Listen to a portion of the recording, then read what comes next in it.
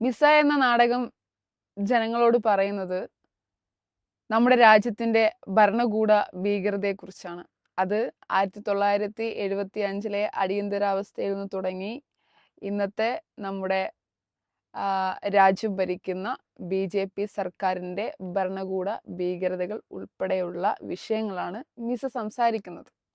മിസ എന്ന നാടകത്തിന്റെ രാഷ്ട്രീയം ആർക്കാണോ പൊള്ളുക, ആർക്കാണോ അത് വേദനിക്കുക, ആരെയാണത് മുറിവേൽപ്പിക്കുക, അവർക്ക് നന്നായിട്ട് മുറിവേറ്റിട്ടുണ്ട് എന്നാണ് ഇപ്പോൾ പ്രചരിപ്പിച്ചുകൊണ്ടിരിക്കുന്ന ഈ അപവാദ പ്രചരണങ്ങളിലൂടെ ഞാൻ മനസ്സിലാക്കുന്നത്.